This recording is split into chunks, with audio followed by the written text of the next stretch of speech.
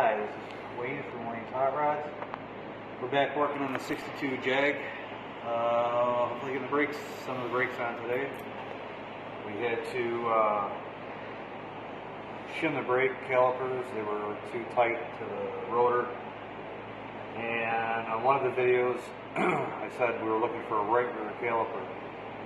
Come to find out, factory type calipers, which these are, were originally located on the front part of the rotor.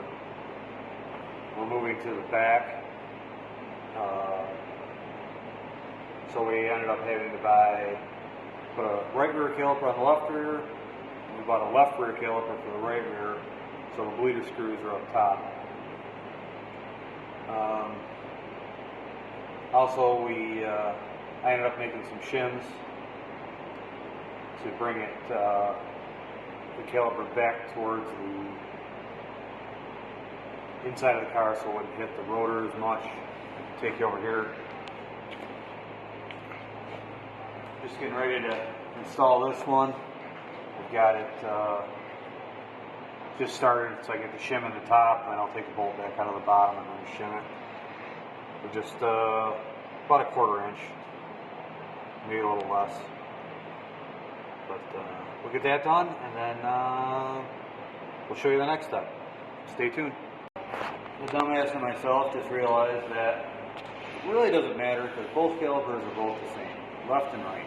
They might be marked the same. There's a bridge port here that runs across that, because it's a dual piston caliper, one on each side. However, bleeder screw is here. But then I did notice on the back side, which I can show you on the parts calipers, there's another hole. So we probably could have just, well, then I say that, I don't know, maybe we could have just swapped it around, but I think the bleeder still would have been pointing down, so maybe I'm jumping ahead and calling myself an idiot. So let's step over here and I'll show you.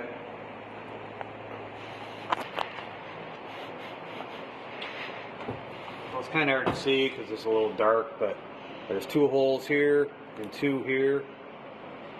Now the bridge line just jumps across as it's a dual piston caliper, just feeds both sides. And the bleeder screw goes in one, so I'm going to have to get either another bleeder screw or just something to plug it off on both calipers. Well, I didn't notice this before, beyond me, but we're going to come over here and throw this other one on quick. All it really is that piece of brake line. And just screw them in, and first got to take that out.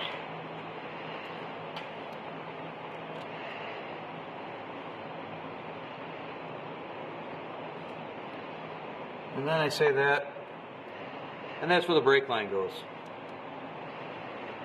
Must be I was up late last night, I don't remember. So, we'll just snug them down, and then I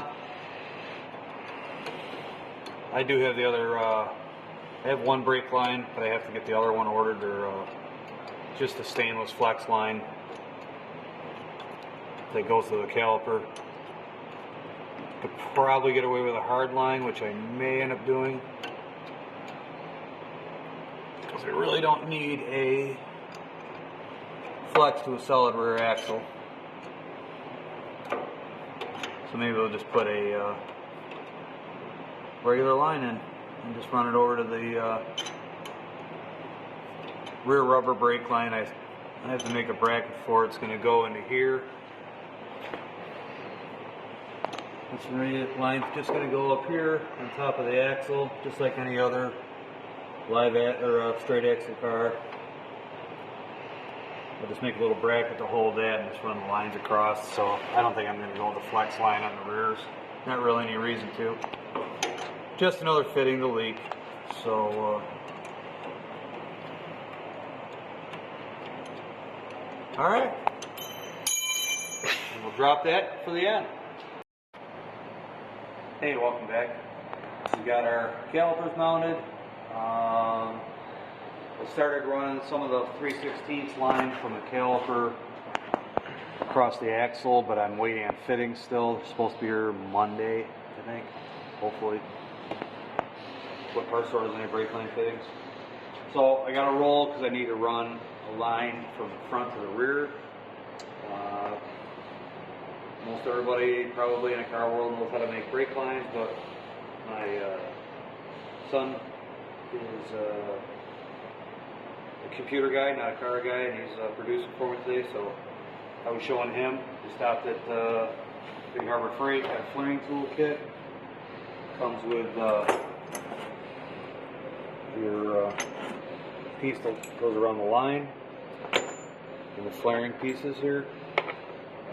Starts out as a flat piece of line. You put your fitting over it, and 2 steps, and you have your brake line flare, which comes up. And I know it's tough to see, but if you had fittings, there's a seat in there, so when you screw it together, you shouldn't have any leaks. Don't need any Teflon tape on fittings like this, or piped opening, or a self-seating. So this is going to run up to the front, and we have our Racing Master cylinders already in the car. And then, like I say, we're waiting on fittings yet, so we can run all the rest of this, but I can get this installed today to the most part, and hopefully Monday we get the rest of the fittings, and get over here Monday night and finish that up. I started cutting some of the brake lines and fitting them because we initially bought, the owner of the car bought brake lines for this vehicle. However, he turned it into a race car, so it's changed, but we can still use the brake line. We just change fittings, no big deal. Alright, that probably is going to do it for this car today. I keep shooting short videos. Hopefully someday we'll get a long one going. Glad you're watching.